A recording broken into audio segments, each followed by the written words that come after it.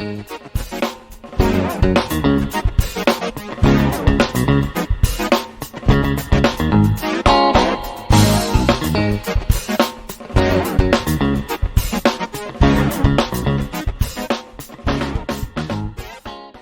semua, sekarang di video kedua. Setelah kemarin kita udah wawancara Om Dans, owner dari Setukai Gokil tempat ini. Sekarang video kedua kita akan mewawancarai salah satu YouTuber dari Surabaya yang sudah cukup berkembang. Nah, namanya siapa Mas? Iran Sorry. Iran Sorry. Iya. Nama channelnya? Nama channelnya Ihsan Wiro. Ihsan Wiro. Mas Wiro ini udah cukup berkembang, bisa dilihat YouTube-nya Ihsan Wiro. Nanti ada editing di bawah. Mas Wiro ini udah sekitar 1000 lebih ya Mas subscribernya. Masih kecil lah. Masih kecil ya, tapi sudah bisa dibilang berkembang ya Mas. Nah, oke, untuk video kedua ini saya ada 3 pertanyaan. Dan pertanyaan pertama adalah bagaimana Mas Ihsan Wiro saat memulai YouTube pertama kali? Ngomong-ngomong soal Mas Wiro ini kan seorang YouTuber. Nah, kira-kira gimana sih Mas cerita awalnya Mas Wiro bikin YouTube itu gimana? Bisa diceritain Mas? Cerita awalnya sih saya bukannya iseng-iseng sih. Ya pengen aja sih kelihat apa ya. Saya itu suka aja lihat orang-orang kayak apa hobinya di roda 2. Kan ya hobi di roda 2 ya nggak terlalu negatif banget gitu. Kan namanya juga laki-laki kan pastinya punya hobi. Ya itu harus sih, kalau nggak punya hobi itu nantinya takutnya nanti apa bisa kemana-mana gitu, nanti takutnya nanti ke hal-hal yang negatif. Yang lebih baik diluangkan lah ke hobi yang lebih bagus lagi, yang lebih baik lagi. Tapi ya namanya juga hobi kan terserah dari orangnya, nggak harus di roda 2, nggak harus di motor, ya banyak lah itulah. Ya cukup itu aja sih. Tapi Pertanyaan kedua ini masih berhubungan dengan YouTube-nya Mas Ihsan Wiro, yaitu mungkin tips-tips untuk para YouTuber pemula yang masih di bawah Ihsan Wiro, masih di bawah 1000 subscriber. Tips dari Mas Wiro untuk para YouTuber pemula seperti saya untuk bisa mencapai 100 subscriber itu bagaimana Mas? mencapai 1000 subscriber. 1000 subscriber. Hasilnya itu kan gampang aja sih. Kalau aku ya gampang-gampang susah lah. Kalian tahu sendiri lah yang baru nge-YouTube itu benar-benar kalian itu banyak mengeluarkan waktu, uang, dan banyak hal lah yang harus dikorbankan.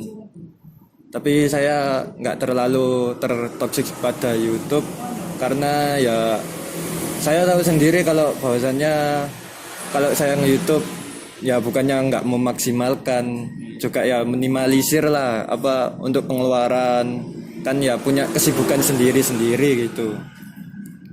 Nah, saya kalau saran saya sih, dan saran saya buat kalian yang YouTube, jangan pernah malu-malu untuk apa nge-share hasil karya kalian. Ya mungkin kalian awal-awal buat YouTube itu kayak apa, terserah lah itu modelnya, kalian mau motovlog, mau kalian gaming, mau kalian kayak Adrian ini wawancara. Itu ya memang pertama-pertama itu bakalnya nggak terlalu bagus pastinya ya. Pokoknya kalian dengan modal seadanya dulu lah. Pokok kalian apa udah ngerekam gini ya, kayak saya sama Adrian ini udah ngerekam, nanti itu langsung aja diupload. Entah itu kalian mau nanti apa dibacotin di grup pada saat kalian nge-share, dibacotin ke teman-teman kalian diejek-ejek, itu udahlah biarin, itu memang kayak gitulah kehidupan. Nah, di sini kan nge-YouTube sih. Kalian kalau dibacotin, misalnya dibacotin di YouTube-nya, di komennya itu nggak apa-apa, itu anggap aja sebagai nilai tambahan. Maksudnya nilai tambahan itu ya berarti ada yang memerhatikan gitu kan, hitung-hitung itu nambah view, hitung-hitung nambah komentar juga. Misalnya kalau kalian dikomentari nggak di YouTube-nya, misalnya kayak di grup WA atau secara privasi pada saat kalian nge-share-nya di status kalian sendiri, ya nggak masalah, ya buat semangat aja lah, buat koreksi apa sih yang kurang dari channel saya, apa sih yang kurang bagus dari channel saya itu. Oke, untuk pertanyaan ketiga ini adalah pertanyaan utama, di mana saya akan mempertanyakan kisah hidup Mas Viro yang membuat hidup Mas Viro jadi lebih mengarah ke yang positif dengan cara membuat hidupnya. Oke, untuk video kali ini saya mau bercerita kenapa saya mulai nge-YouTube itu kenapa, dan alasan-alasannya itu. Ya pertama itu kan dari saya dulu SMA itu ayah saya nggak akan beliin saya sepeda sampai saya benar-benar udah kelas 3 atau udah lulus dari SMA. Nah dari situ itu saya kan baru tahu tentang motor-motor itu speknya bagaimana, dari desain, tenaga, dan banyak hal lah.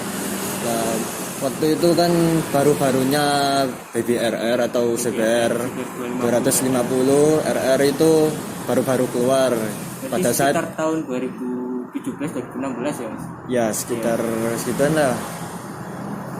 Itu baru-baru keluar, saya pengennya CBR 250. Itu pas saya sudah lulus SMA itu. Nah pada saat mau dibelikan sama ayah saya itu mikir-mikir lagi.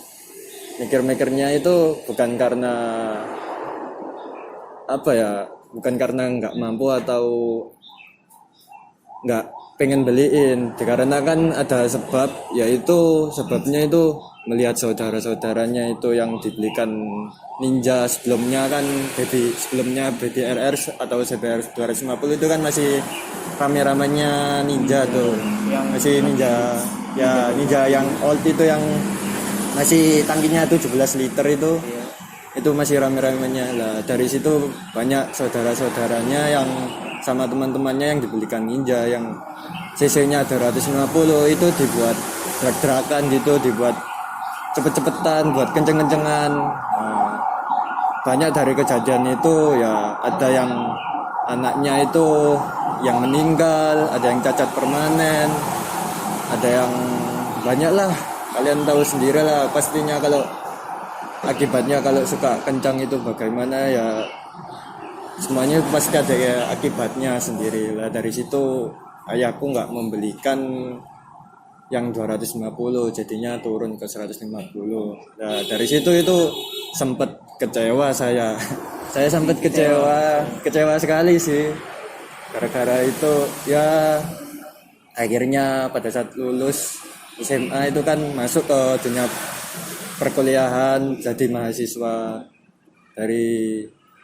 Dari situ itu ya alhamdulillahnya ya masuk ke universitas favorit sih, universitas negeri. Itu semuanya itu ya bukan karena saya sendiri, bukan karena kemauan sendiri, ya saya cuma bisa manut aja sih sama ibu. Soalnya dulu mau ngambil ke UI, UGM sama UB, pokoknya yang di luar Surabaya itu nggak diridhoi lah sama ibu saya. Itu waktu itu kan masih ambil undangan itu saya milih ke UI, UGM sama UB, pokoknya yang ada di luar Surabaya. Nah pada saat itu saya nggak diterima, tapi pengennya kan mau ngambil IPS-nya. Saya dulunya anak IPA saya. Oh ya. Dari asal SMA anak IPA. Ya dulunya anak SMA. Pada saat SBM itu saya ngambil jurusan IPS. Pada saat undangan nggak keterima, ya akhirnya saya berjuang di SBM. Akhirnya dari berjuang itu ya lumayan capek dan lama sih mau ngambil jurusan yang beda, tapi memang saya benar-benar suka di jurusannya itu. Ya udah akhirnya ngambil deket-deket Surabaya.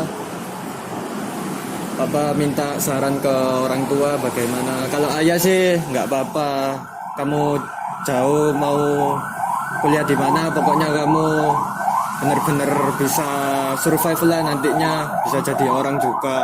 Tapi di sini yang membuat kejanggalan itu dari ibu saya. Ibu saya nggak mau jauh-jauh lah, soalnya kan melihat dari segi ekonomi, saya masih punya adik kecil dan orang tua saya semakin tua juga, nggak mungkin lah nantinya minta sambang-sambang gitu, minta dikirim-kirimin, takutnya nanti di sana nggak bisa jaga kesehatan atau apa, itu yang dia khawatirkan. Ya akhirnya diputuskan, dikasih planning, kamu pokoknya di Surabaya, harus di Surabaya, nggak boleh di luar dari Surabaya, terus pokoknya harus di Surabaya lah. Ya akhirnya planningnya ya itu tadi, ya alhamdulillahnya keterima di Universitas Airlangga itu. Ya berkat doa ibu juga sih itu semuanya. Terus ini saya kembali lagi ke ke motor tadi ya, ke roda 2. Nah, sempat di semester 1 itu saya itu ya mengalami kok depresi ya, bukan depresi. Ya pokoknya kayak gondok lah gitu, soalnya gara-gara gak dibeliin gitu. Ya namanya juga anak masih labil ya, masih pengen ini itu diturutin ini, tapi lambat laut itu ya mikir lah. Udah semester 1 itu bener-bener nilai IPK itu bener-bener standar, dan ya kalau menurutku sih jelek sih. Ya masih tetap bersyukur, tapi melihat teman-teman kok nilainya bagus-bagus, itu akhirnya mulai termotivasi. Ya akhirnya tiap semester ini meningkat terus, ya alhamdulillahnya seperti itu. Ya cuma gara-gara itu aja ya nggak mungkin lah nantinya sayanya sendiri yang nggak berkembang tuh. Boleh tanya sedikit soal kuliahnya Mas Wiro. Mas Wiro ini di perkuliahan ambil jurusan apa, Mas? Saya kalau di perkuliahan ini ngambil jurusan hukum. Soalnya saya ya kan basic orang tua saya juga dari orang hukum juga. Ya saya nggak mau beritahu tentang siapa saya gitu ya, kan nggak penting juga buat kalian. Nanti kalian akan tahu sendiri lah pada saatnya.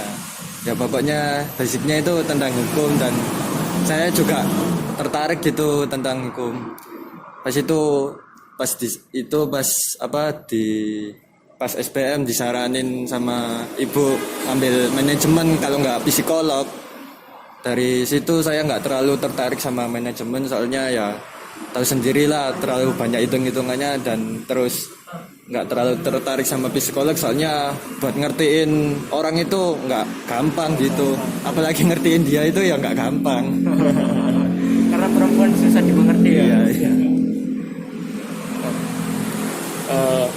Berarti bisa saya ambil kesimpulan bahwa titik balik hidup Mas Wiro ini berawal dari saat Mas Wiro lulus SMA ya, ingin membeli motor 250 cc yang 2 silinder yang udah Mas Wiro dambakan lah sejak lama ya Mas.